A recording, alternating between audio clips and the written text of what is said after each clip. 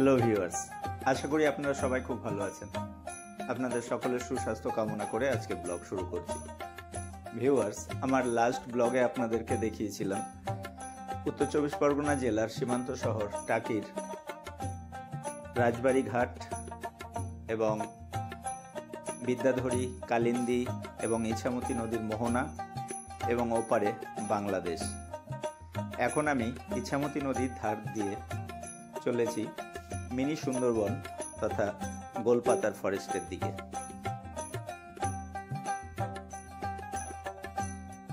Viewers, Ichamati নদীর ধার দিয়ে বয়ে চলা এই রাস্তা দিয়ে আমরা যখন যাচ্ছিলাম তখন বেশ কিছু বাংলাদেশি নৌকা আমাদের চোখে পড়েছিল।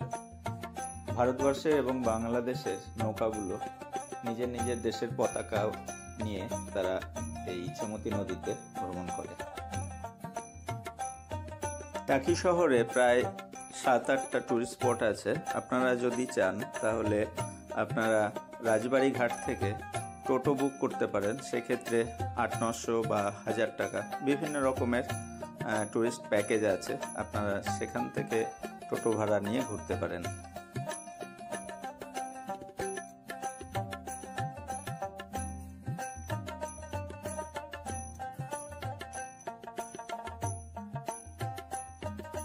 ইছামতি নদীর ধারে দাঁড়িয়ে ওপারে বাংলাদেশকে দেখার অনুভূতি আলাদা।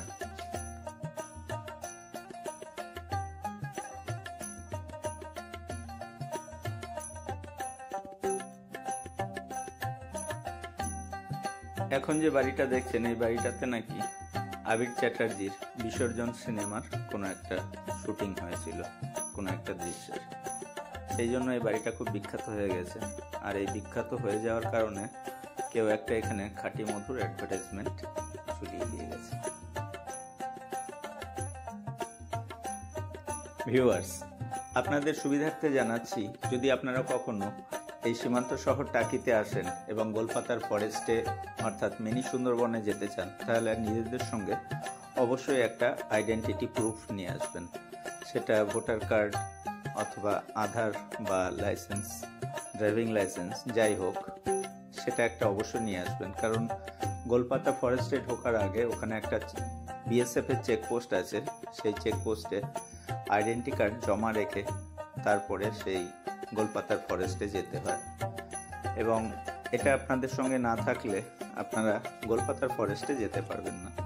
টাকির অন্যান্য টুরিস্ট স্পটগুলোতে আপনারা যেতে পারবেন, কিন্তু শুধুমাত্র গোলপাতার ফরেস্ট অর্থাৎ মিনি সুন্দরবনের জন্য এটা বাধ্যতামূলক।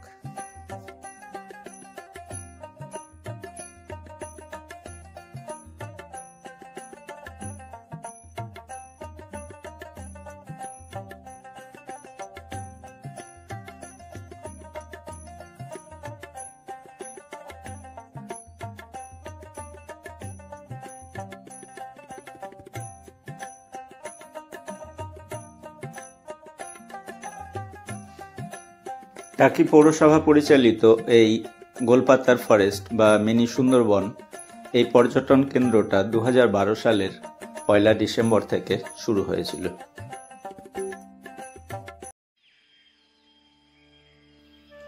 মিনি সুন্দরবন আসলে একটা সীমিত এলাকার মধ্যে ম্যানগ্রোভের জঙ্গল। এখানে প্রচুর ম্যানগ্রোভ উদ্ভিদ যেমন সুন্দরী, গরান, গেওয়া, কালো বাইন, সাদা বাইন, গোলপাতা এই ধরনের গাছ দেখা যায়, বিশেষ করে গোলপাতার গাছ। এই রাস্তার দুদিকে আপনারা যে নারকেল পাতার মতন গাছগুলো দেখছেন সেগুলোই গোলপাতা গাছ। নাম গোলপাতা হলেও আসলে পাতাগুলো কখনোই গোল না।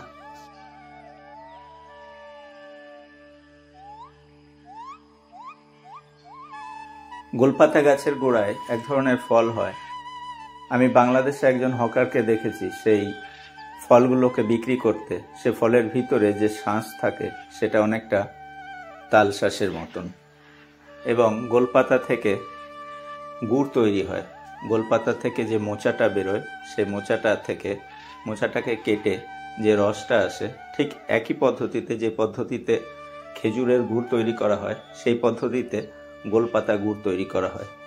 স্বাদে সামান্য নোনতা, তবে গোলপাতা গুড়ের পুষ্টিগুণ খুবই বেশি।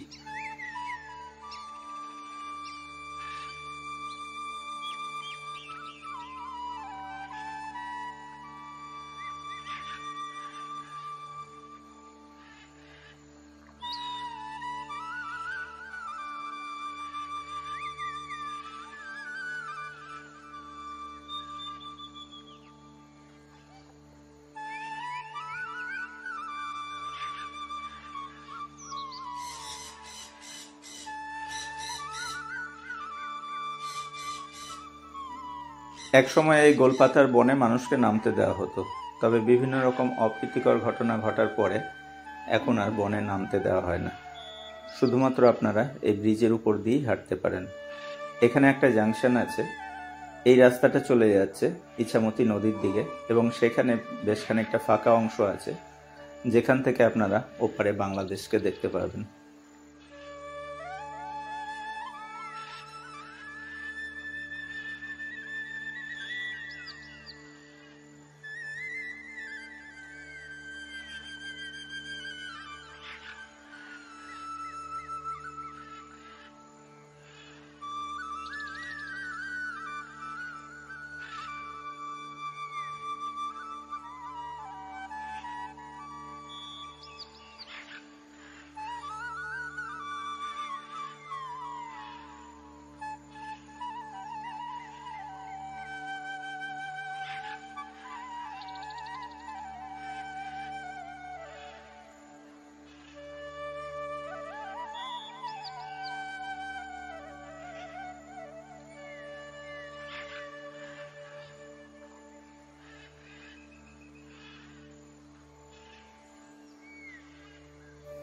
ভিউয়ার্স, এখানে আপনারা যে গাছগুলো দেখছেন, দেখে বুঝতে পারছেন গাছগুলোর দুটো কালার।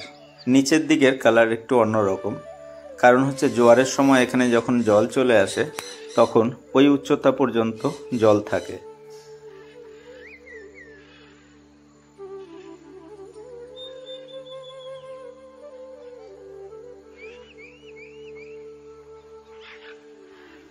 এই পয়েন্ট থেকে বাংলাদেশের দূরত্ব খুবই কম। আপনারা দেখতে পাচ্ছেন এখানে ইছামতি নদীর যে প্রস্থ সেটা খুবই কম এবং ওপারে বাংলাদেশকে দেখা যাচ্ছে। তবে সেদিন কুয়াশা থাকার জন্য স্পষ্টভাবে দেখা না গেলেও বেশ কাছাকাছি মনে হচ্ছে।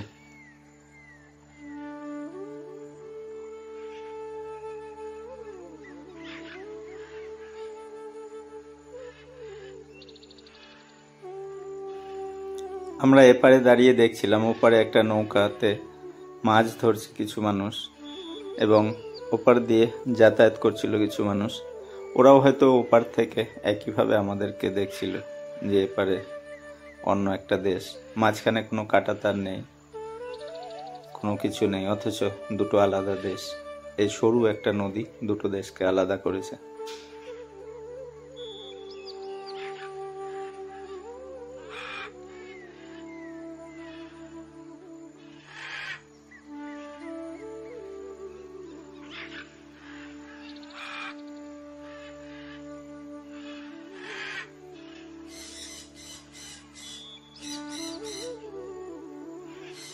আপনারা এখানে যখনই আসবেন দেখবেন এখানে এক ভাই এখানে ব্যবসা করে, ওর নাম বাপন সরকার, ও স্থানীয় ছেলে। ও এখানে বাচ্চাদের বিভিন্ন খেলনা, বেলুন আর শরবত বিক্রি করে। ওর কাছে বেশ কিছু দূরবীন আছে, সেই দূরবীনগুলোরও 10 টাকা করে ভাড়া নেয়। আপনারা দূরবীনে চোখ লাগিয়ে ওপারে বাংলাদেশকে আরও ভালোভাবে দেখতে পারেন।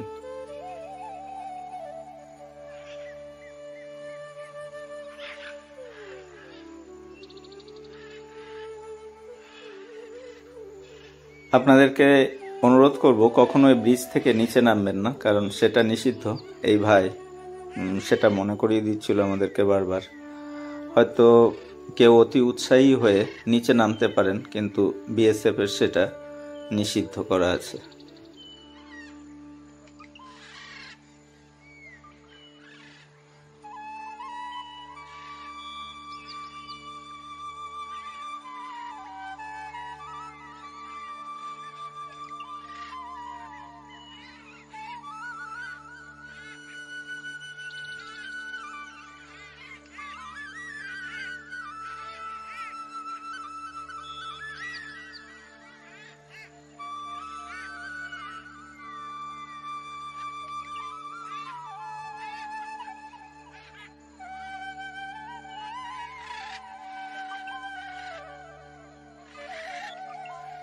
ভিউয়ার্স, এই গোলপাতা ফরেস্টের ভিতরে একটা টাওয়ার হাউস আছে। আমরা এখন সেই টাওয়ার হাউসের দিকেই যাচ্ছি।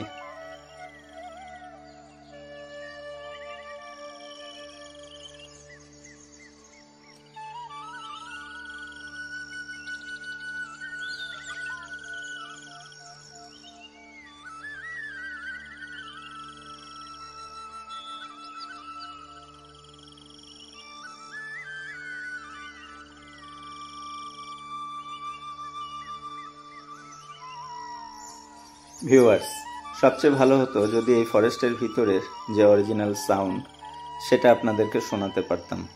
বিভিন্ন ধরনের পাখির ডাক আপনারা শুনতে পেতেন, কিন্তু দুর্ভাগ্য বিভিন্ন মানুষের কথাবার্তা এবং দূর থেকে ভেসে আসা বিভিন্ন গানের সুর সেগুলো আসছিল, তার ফলে কপিরাইটের ভয়ে আপনাদেরকে অরিজিনাল ব্যাকগ্রাউন্ড সাউন্ড শোনাতে পারছি না।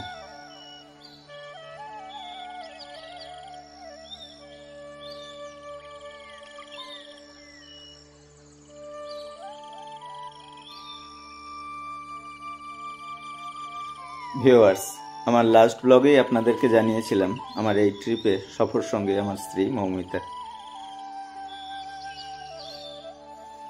ভিউয়ার্স, এই টাওয়ার হাউসের নিচে একটা ছোট দোকান আছে, সেই দোকান থেকে আপনারা পানীয় জল, চা, বিস্কুট এগুলো আপনারা পেতে পারেন।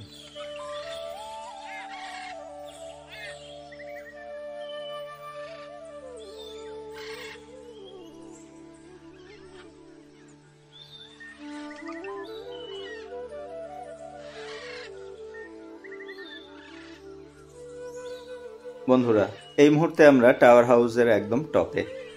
তবে টাওয়ার হাউসের উচ্চতা খুব বেশি না হওয়াতে টাওয়ার হাউস থেকে খুব বেশি দূরের ভিউ আপনারা পাবেন না, শুধুমাত্র গাছের মাথাগুলোই দেখতে পাবেন।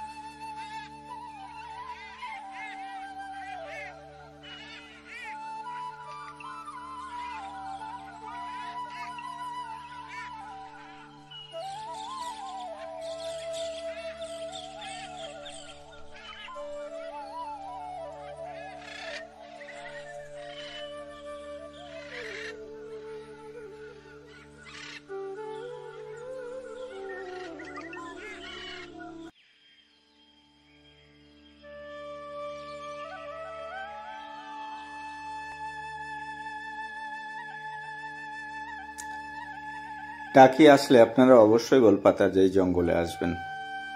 এখানে ঘোরার একটা অসাধারণ অভিজ্ঞতা আপনারা লাভ করতে পারবেন। তবে মনে রাখবেন, আপনাদের সঙ্গে একটা আইডেন্টিটি প্রুফ অবশ্যই রাখবেন।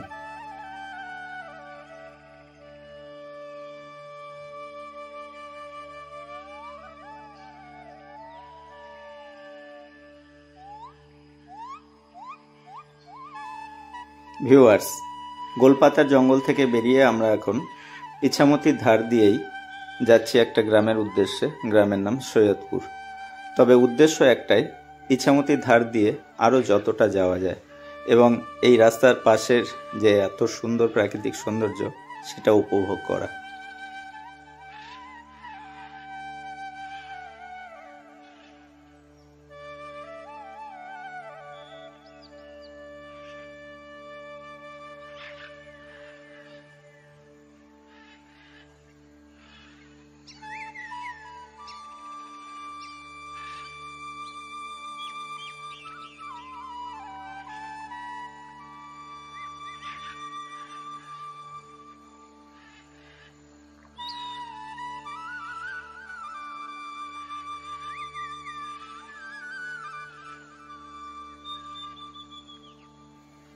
ভিউয়ার্স, এমন একটা জায়গায় দাঁড়িয়ে ওপারে বাংলাদেশকে দেখা একটা অদ্ভুত অনুভূতি। আমার পূর্বপুরুষের দেশও ওপার বাংলার, এবং ওপার বাংলার ঢাকা থেকে আমার পূর্বপুরুষরা দেশভাগের সময় এপারে এসেছিলেন। সেই দেশটাকে এপার থেকে যখন দেখছি তখন একটা অদ্ভুত অনুভূতি হচ্ছিল।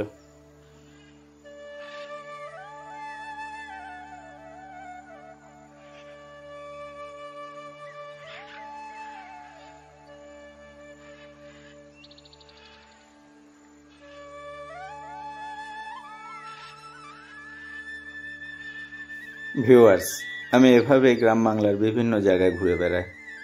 সেই সঙ্গে সঙ্গে সেখানকার প্রাচীন মন্দির, স্থাপত্য, মসজিদ, গির্জা অথবা প্রাকৃতিক সৌন্দর্য এগুলো আপনাদেরকে দেখানোর চেষ্টা করি। যদি আমার কন্টেন্টগুলো আপনাদের পছন্দ হয় তাহলে প্লিজ আমার চ্যানেলটিকে সাবস্ক্রাইব করে দেবেন। যারা অলরেডি সাবস্ক্রাইব করেছেন তাদেরকে অনেক অনেক ধন্যবাদ। লাইক, কমেন্ট এবং শেয়ার করবেন এবং আমাকে আরও বেশি করে ঘুরতে এবং আপনাদেরকে আরও বেশি করে বিভিন্ন জায়গা দেখাতে উৎসাহিত করবেন। ধন্যবাদ বন্ধুরা।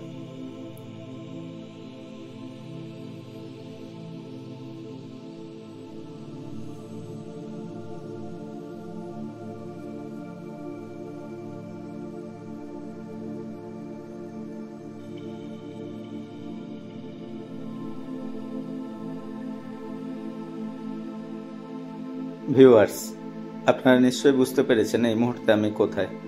আমি এই মুহূর্তে টাকি রামকৃষ্ণ মিশন আশ্রম এবং স্কুলের ভিতরে।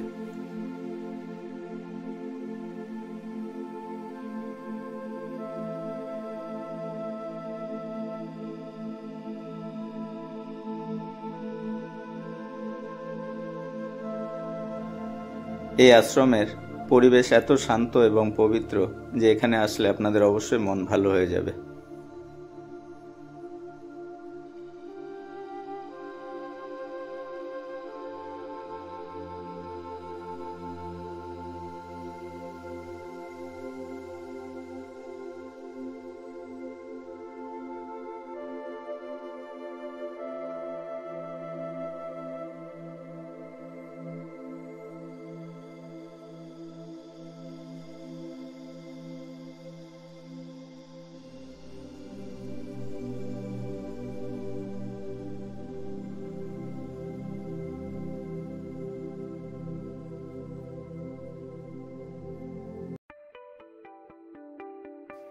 ভিউয়ার্স, এই মুহূর্তে আমরা সারাদিনের ঘোরাঘুরি শেষে একটা রেস্টুরেন্টে এসেছি কিছু খাওয়ার জন্য। তবে আমি সাধারণত একা থাকলে কখনো এই ধরনের রেস্টুরেন্টে আসি না, যেখানে যা পাই সেভাবেই কাজ চালিয়ে নিই। আর আমি ফুড ব্লগারও নই, কাজে আমার কোনো ব্লগে আপনারা খাওয়ার বিষয়ে কিছু দেখবেন না। খাওয়া নিয়ে আমার কোনো ফ্যাসিনেশন নেই। আর আজকে আসলে আমার ওয়াইফ আমার সঙ্গে ছিল, তাই একটু ভদ্রস্থ রেস্টুরেন্টে নিয়ে আসতে হয়েছে। ওকে ভিউয়ার্স, এতক্ষণ সবাই সঙ্গে থাকার জন্য সবাইকে অসংখ্য ধন্যবাদ। আবার আপনাদের সঙ্গে দেখা হবে অন্যদিন অন্য কোথাও। নমস্কার।